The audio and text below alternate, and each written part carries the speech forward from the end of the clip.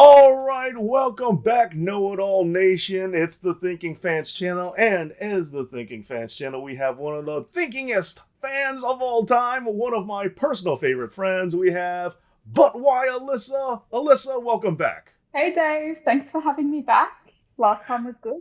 This time will be even better. I can be sure of that. Even better, that's a guarantee. Okay, you heard it right now, so it's got to be even better. All right, so a lot of things happening, a lot of things I know you love talking about, and things I definitely want to talk about, and I'm sure many people in the Know It All Nation are excited to hear about. Namely, let's begin with the drama from one CM Punk. So the Wembley Stadium show, everything that happened, yet the backstage drama is what got everyone's attention. Oh, and we will be talking about other things when it comes to AEW, but before we get into that, they fired CM Punk. What do you think? Alyssa, tell us. Well, if you're CM Punk looking at Jungle Boy and thinking that's the dude that's responsible for me getting fired, I wouldn't be happy. Anyway, CM Punk, he was better for the promotion than I think a lot of people give him credit for. At the same time, though, you can't go around fighting everyone. It makes you look crazy. So you can't go around fighting everyone, but at the same time, Tony Khan should have gotten the backbone about a year ago and stopped this mess. CM Punk, he was spearheading Collision, and it was good, and now it is not. So I think it's a loss for the company overall. But for CM Punk, it's probably better for him because he doesn't need to deal with the children. Okay, well, now I have a question. So let's say you didn't have the foresight to start cutting down on people's tongue in cheek backstage inside baseball comments on live television through a hot mic. Let's say you didn't do that and you're in Tony Khan's position. After Jungle Boy says what he says and he comes to the backstage, you're Tony Khan, what would you have done? Nothing's happened yet. He just walked backstage. What do you do? I drag him into a room by ourselves. I sit down and I say to him, what the hell was that about? We have a discussion. I tell him to leave. I then arrange a meeting with him and Punk, and I force it. If I need to bring security there, I will do that. I force a meeting straight away, which is what he should have done with the Elite, but he didn't because he has no backbone. But I'm not Tony Khan. I have a backbone. You address it straight away. You don't get it. You don't let it get to that. You remember that you are the boss. You pay these people. These people work for you. So you need to be a boss and actually address situations. So that's what I would do. I drag them into a room and I'll tell them to sort their shit out. And if they don't, there will be threats of firing or of, I don't know, cutting down on their salaries. Sure. I mean, one of the biggest question marks I have is when it comes to certain personnel that they already have there. Now, I don't know if he wants to do it anymore. I don't know if it's like a younger man's game or whatever, but Jim Ross. Jim Ross is known for putting out fires and dealing with volatile elements. He patched things up between Steve Austin and Vince McMahon after Steve left and walked down on the company. So if anyone could do it, it's a guy they have right there. So why not get him to do it? Why not put him in? But let's just say Jim Ross doesn't want to do it. I will agree with you. It is on Tony Khan. I do feel that way, that it is Tony Khan. But my biggest question mark is why doesn't he get Jim Ross to be the peacekeeper, to be the moderator? He's really well known for being good at it, so why not utilize it? Why not utilize the talent you have?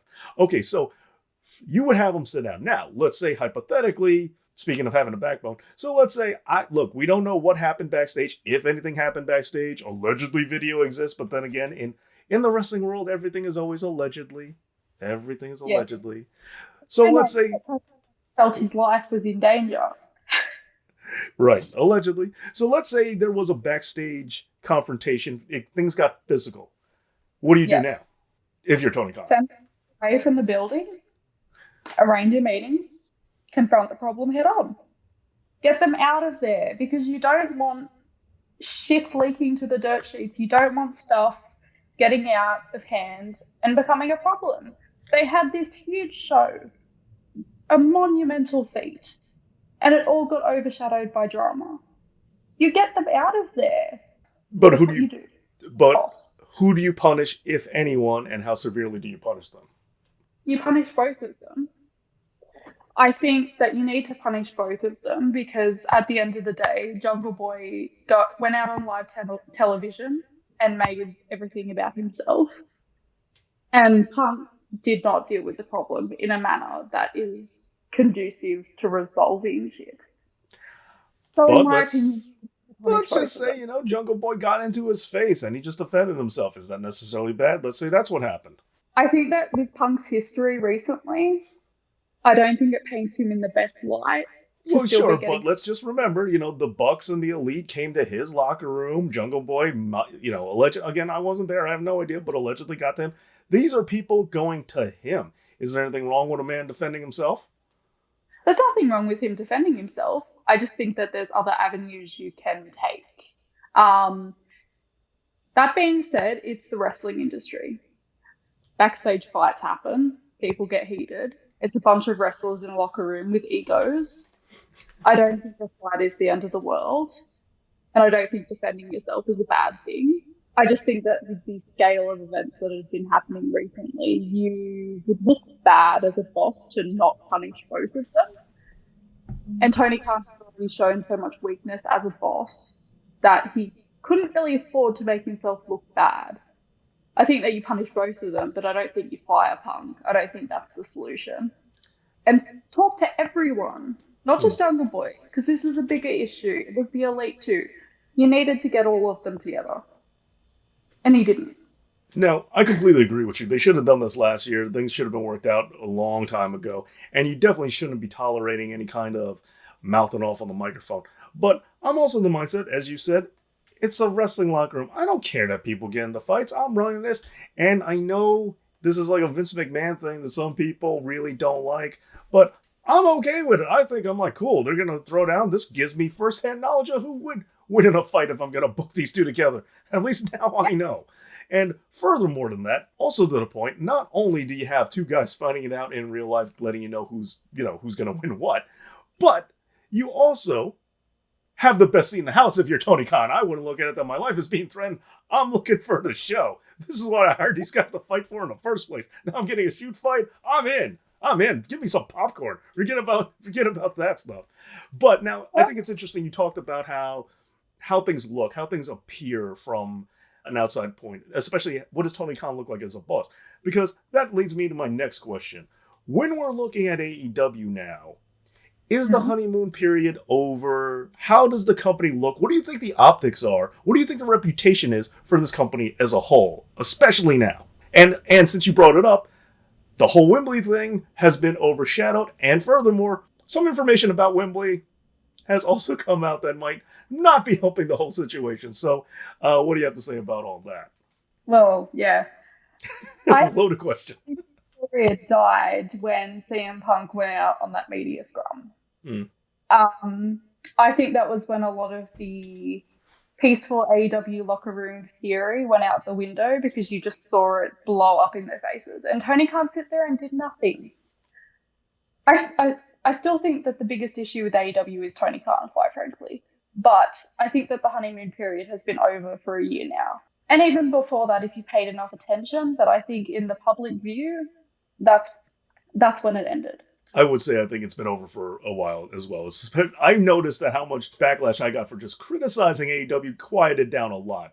There was a period of time in the beginning that if you even slightly, almost maybe imply that AEW wasn't a flawless diamond, there would be people pretty much threatening your well-being at a nonstop level.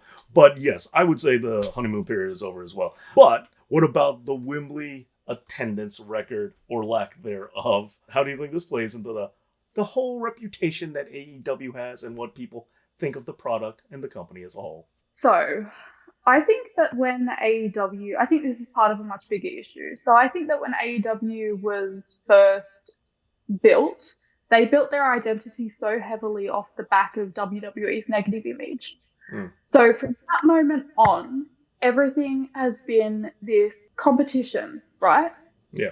I think that competition in wrestling is a good thing, but I think that it can become a little bit toxic. And I think that's what's happened with Wembley. They were so obsessed with being able to beat this record from WWE, being able to be the biggest attendance show ever. It's an ego trip for Tony Khan. And now that this information has come out from the government, it looks bad. It looks really bad. And you've got people jumping to the defense about paid attendance, but he said 81,000 on site. Right. Which was true. What's the point of having people buy tickets if they don't show up? Especially if you're guilty of doing exactly what you've accused WWE of doing, inflating your statistical numbers just to make yourself look better, when that's exactly what they did the same thing. With all this being said, now between the CM Punk thing and the attendance numbers being fudged, Wembley show, do you still call it a success? Assuming that you ever did in the first place.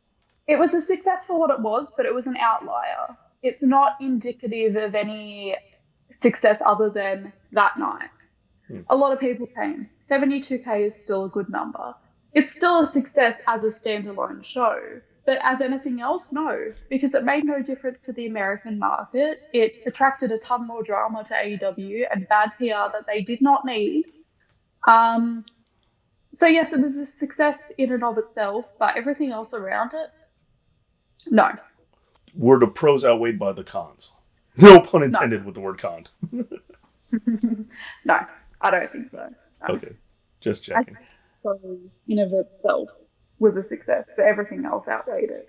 So it doesn't really matter, does it? Now, it is interesting that you said how it didn't help the American market. So now the question going forward is, though, is this a fluke? If they went back to Wembley, what do you think the result would be? What would your guess? I mean, we have no way of knowing until it happens, but if you take a guess, 71, 72, 50, 10, what do you think they get next time if they go? So they're apparently going back next year. Yeah. I think that they will still get a good number. I don't think it will be even 72k, and I certainly don't think it'll be 81k because it wasn't that to begin with.